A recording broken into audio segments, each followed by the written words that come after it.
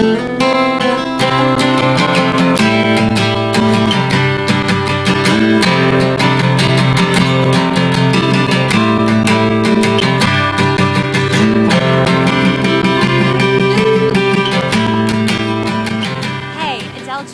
here, and welcome to New York City. I am here in Madison Square, and I didn't think I was going to end up here. It's not like I planned a trip to New York.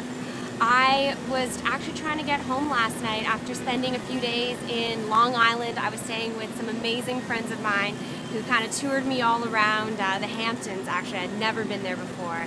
And it was after an event in Connecticut. So I was on my way back to Toronto, and I was excited, to be honest, about being home. It's been a while since I've been back, and I was really looking forward to, getting reunited with my friends, seeing my family, unpacking, because to be honest, I've been traveling around so much, and I just wanted to do my laundry, get settled back into my condo, and I have a lot of things that I want to get done, but my flight was canceled.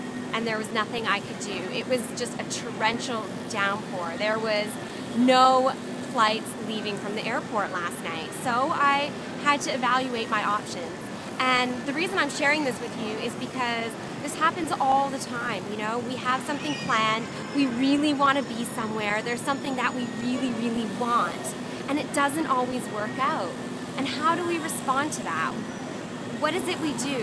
What is our initial reaction when that happens? Because it's sometimes hard to be okay with the instability, the uncertainty, the feeling like we want things to go a certain way, and when they don't, are we okay with that? Can we embrace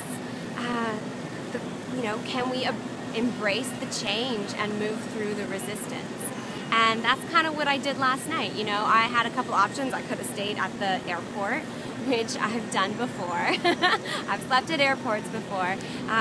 Or, who could I stay with? What were my options? And that's what I had to figure out. And instantly I thought, this is a great opportunity to call up a friend of mine who I'm long overdue to visit with and catch up with. And, here I am in Manhattan. I had a place to stay. I, got that conversation and that time to catch up with someone who I've really been wanting to see. And now I have the day here in Manhattan before I hopefully fly out this afternoon. And here I am in Madison Square enjoying, lunchtime with all of the business people who work around here. And I'm sharing this with you because it is a total sweet spot. Madison Square is a city block park. So you have people cutting through it, using it as a shortcut. You have people here coming for lunch, having picnics. You have moms with their kids. Everyone is just kind of enjoying this space. And that's the beauty of these city parks, because they kind of cater to everyone. They've got a playground for kids. It's just got a lot of variety, and it feeds the city. It brings people that little bit of connectedness, that space and that environment that's playful. It allows people to kind of just, breathe in some fresh air, which is a little hard to find. Try and find some serenity in your city.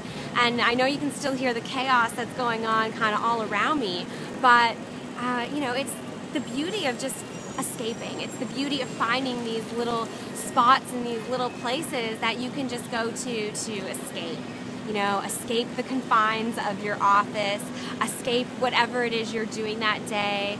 Take 20 minutes, bring your lunch to the park, sit by the fountain, do whatever it is you need, but, kind of add some variety to your day by seeking out these kinds of spaces. And this is what New Yorkers do. They live in a massive concrete urban metropolis, and yet they still find the time to come down to these little parks and get reconnected. So if people in New York can do it, we can do it too. And the other message here is just embrace that spontaneity in you. Be okay with the things that change your course and kind of move you off track, and move through that resistance and instead of, creating conflict. find ease in, creating a new path and saying, okay, well, hey, I thought I was going to be in Toronto last night, but I guess I'm not. So what else are my options? What's the next best scenario? Because often these things bring about opportunity.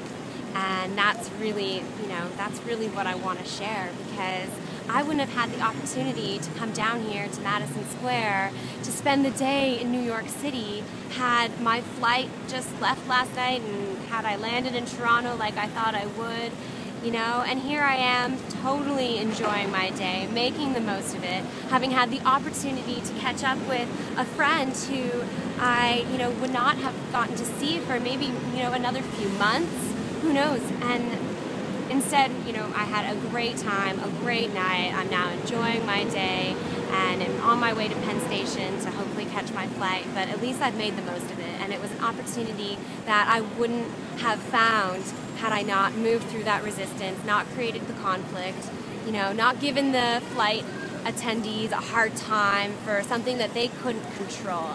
Instead, I just embraced it, I said it with a smile, and I just moved forward, and I'm really glad that my flight was canceled. How many people can say that? I'm actually so grateful, because here I am and I've had an awesome, awesome day. So anyways, I just wanted to leave you with those little messages. I hope you are having a fabulous day as well. Feel free to leave me comments, let me know what you're thinking, and and hopefully, I would love for you to share some little sweet spots and some little places in your city that you can go to just escape the everyday and kind of get reconnected. Anyways, Adele Juliet here. Mwah. Talk to you soon. Bye.